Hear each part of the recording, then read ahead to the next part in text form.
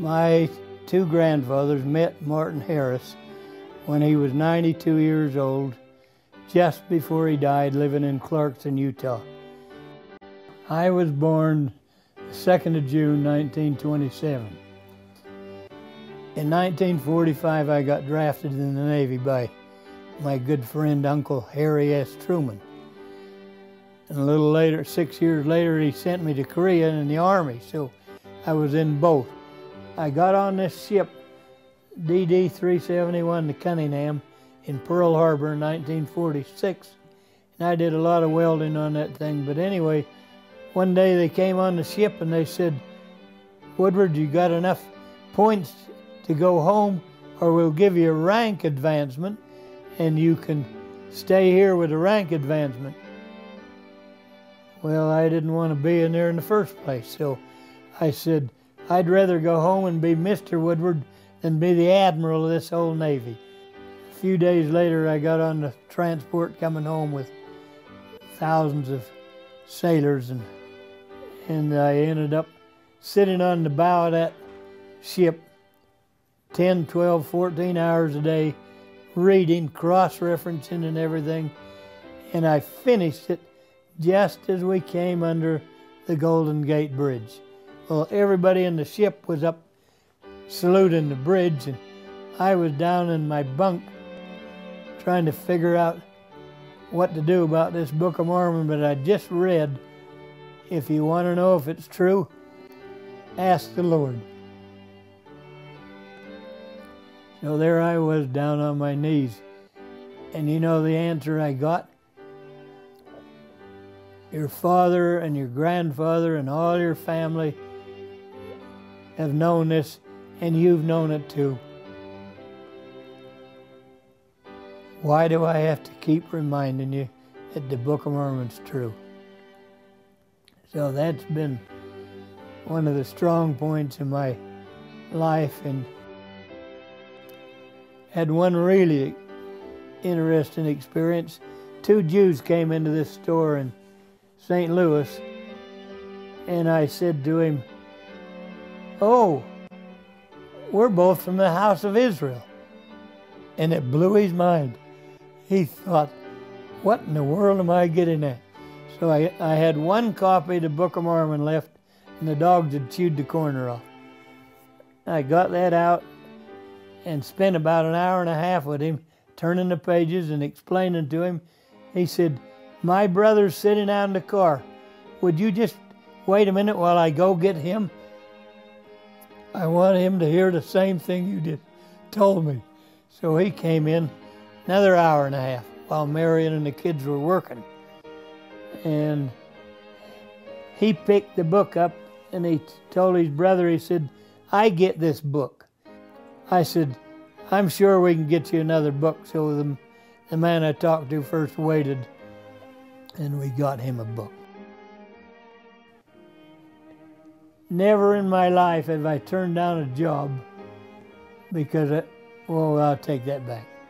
They asked me to be scoutmaster when I was the 70s senior president here for 7 years, and I was trying to build this house, and my wife was in the process of, she went blind one time when Elder Faust told me to quit worrying about it. She'd raised the 6 children with me right after the head surgeon, neurosurgeon, told me that she wouldn't make it. So I have many reasons to be thankful for.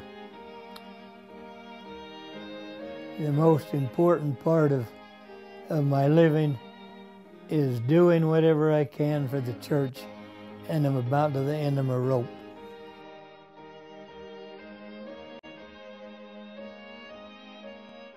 My father's father was born in England, Hertfordshire, England, 1833, in January. He was the son of a wealthy lord that didn't allow their children to work or get blisters or calluses on their hand or dirt or anything. And they studied explicitly out of the Bible. And he'd go down to the square in Hertfordshire, and he heard these two Westerners speak, and they were LDS missionaries. And so he'd hide behind this tree and listen to them because he didn't want anybody to think that he was listening. He went home and he told his father, he said, "You need to come and hear these Westerners. They really know the Bible." And he said, "I told you, son, if you don't leave them alone, your inheritance would be totally cut off and you wouldn't get a single thing." Well, his father's name was Field, so he went to live with his grandmother, and her name was Woodward. A while later, he was adopted and took the name of William Woodward. He had been told that when you join this Mormon church, you end up going to Utah or to the States, and so his whole goal was to come out here. They rode down to Smithfield, which is 13 miles from Idaho border, and there they stopped in to see Martin Harris Jr.'s. He had the same name as Martin, so they had dinner there, and Martin said, "How would you like to see my grandfather? He's nearly dead, and it's not very far if we could just drive over the hill through Trenton and up to Clarkston. We could talk to him a minute because he won't last much longer." Where my two grandfathers entered the home of Martin Harris, and he was laying on this couch. Martin hadn't really eaten a decent meal for over 2 weeks. Oh, and he was laying in this couch, kind of a bed couch, and there was a little round table right at the side of it with a coal oil lamp and a Book of Mormon and a Bible on it. Somebody said, "Martin, did you really see an angel?" And he reached over on the table, picked up that Book of Mormon, and his son said, he sat right up, and you could understand him better than he could for a long time. He talked very coherently, and all was understandable.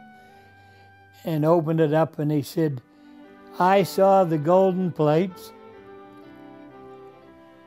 I lifted them, I turned the pages, and a voice, an angel, told me that if I ever denied this, God would never forgive me in this life or the next."